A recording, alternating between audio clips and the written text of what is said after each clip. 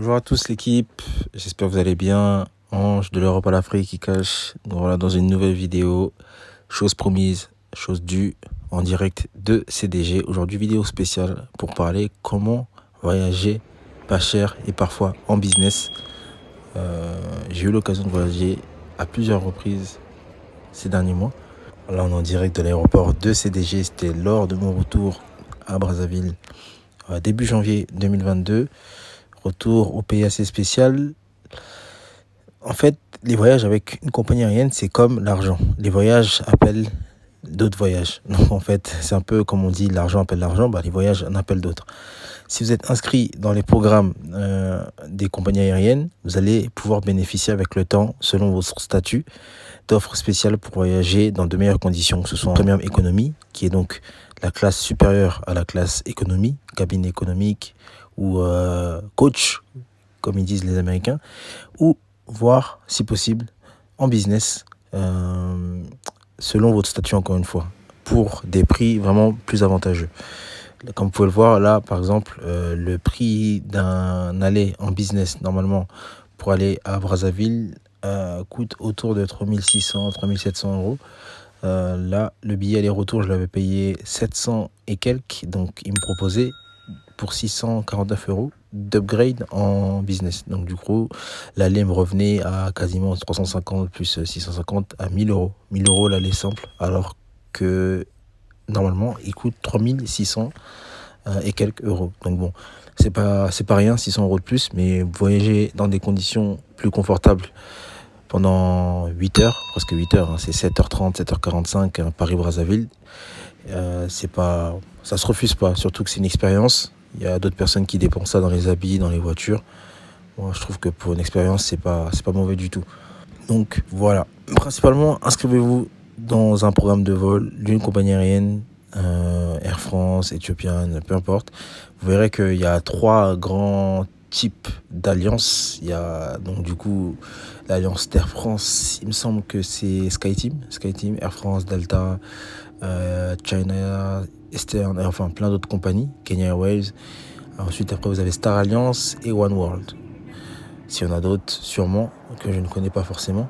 En vous inscrivant dans ces compagnies-là, en fait, vous allez gagner des miles, peu importe la compagnie avec laquelle vous allez voyager, qui fait partie du même groupe. Donc, admettons, étant donné que je vais souvent aux États-Unis, j'essaie de prendre au maximum Delta Airlines, qui est vraiment affilié et qui est dans le même groupe que Air France. Donc, tous les vols que je prends avec Delta Airlines me rapportent autant de miles que les vols que je prends avec Air France. Donc, du coup, au fur et à mesure, ça cumule.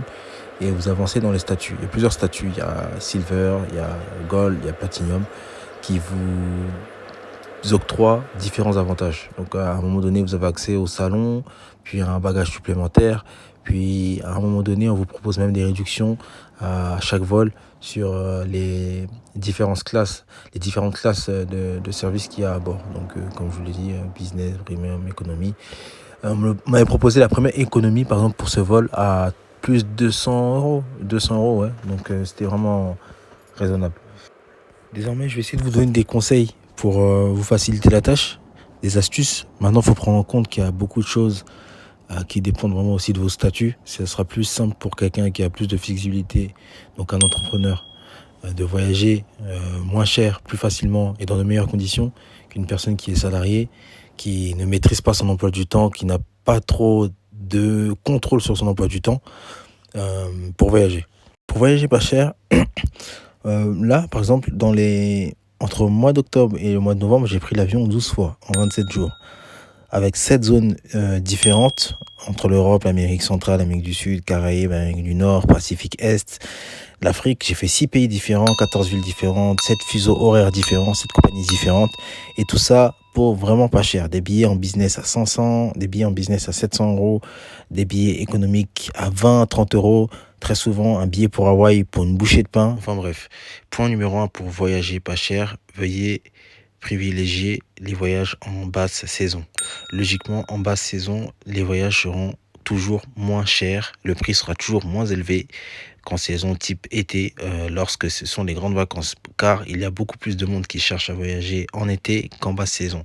Si on prend le cas du Paris-Brazzaville, qui est autour de 1 000 à 1 400 € facilement en été, vous l'aurez entre 750 et 850 € facilement en basse saison, ce qui est normal lorsque je voyage pendant cette période-là. Le prix est divisé par 2, voire par 3, car il y a moins de monde, les avions sont vides.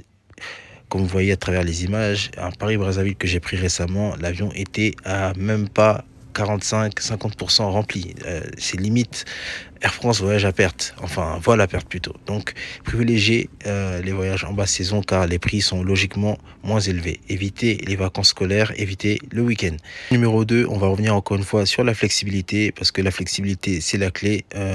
Lorsque vous êtes sur des applications tels Skyscanner, Expedia, qui sont des comparateurs de vols, donc qui vous donnent les vols les moins chers selon la destination là où vous souhaitez aller, vous verrez que si vous avez beaucoup plus de contrôle sur votre emploi du temps, sur votre temps, vous aurez l'opportunité de voyager pour pas cher car selon les jours, selon les dates, les billets sont très très variables. Vous pouvez trouver un billet le lundi à 27 € et le mercredi à 125 €.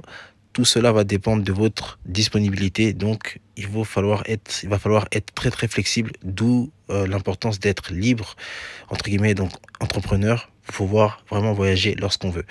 Moi, la chance que j'ai, c'est que je peux organiser des voyages 1 mois, 1 mois et demi à l'avance, même si après, des fois, il y a des petits ajustements à faire.